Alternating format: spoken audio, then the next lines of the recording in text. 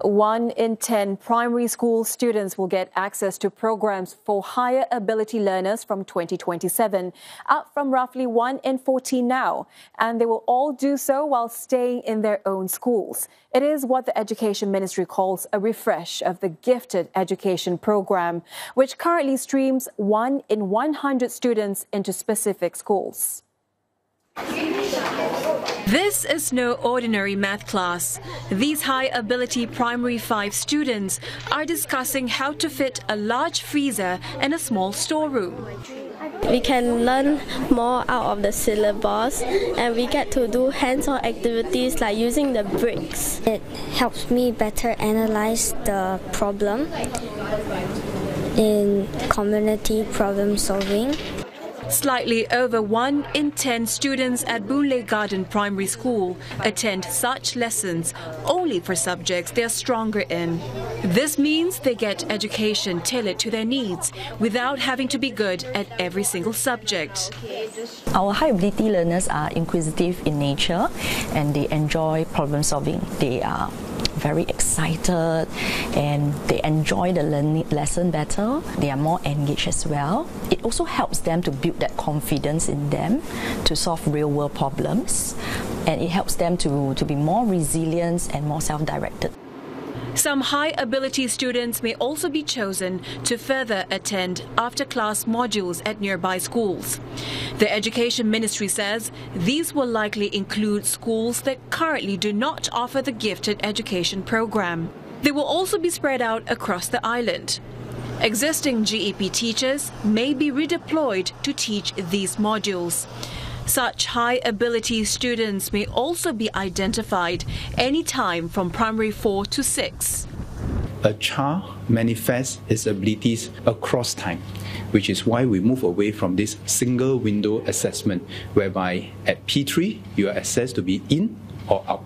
So in the new system, you will have many opportunities to demonstrate your abilities from P3 onwards. You can join the program in P3 or subsequent to P3. So there's no need to hothouse or overly prepare just because you think that it's a single window.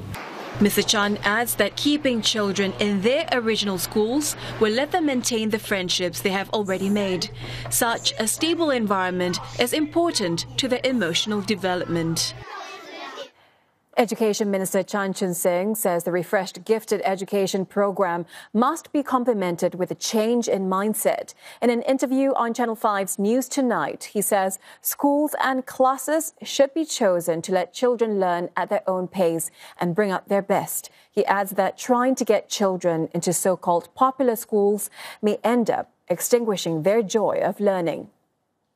What we hope to partner parents is that when we say that your child is selected for a different program, that's because we have identified different abilities in your child. And it's not a unidimensional thing about just preparing them for PSLE. There are many things that they can learn beyond preparing for PSLE that will stretch their abilities, ignite their interest to learn for the rest of their lives.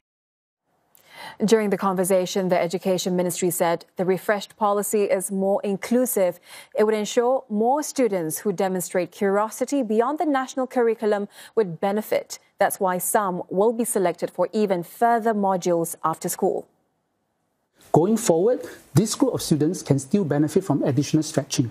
The high ability programs currently offered in the primary schools would not be adequate to stretch them to the extent where they're capable of benefiting from. So we still need to identify this group of talent who is going to be able to go beyond what the high ability programs can offer.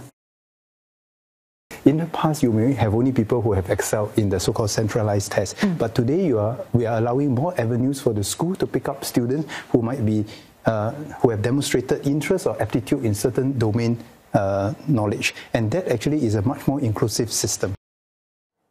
The Education Ministry also intends to make school sport facilities more open to the public. Different schools may also share facilities to promote social mixing.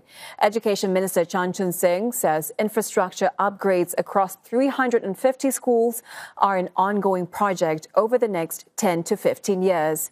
Schools will get help to upgrade learning spaces to be more flexible. For instance, this library has been enhanced to facilitate discovery and collaboration.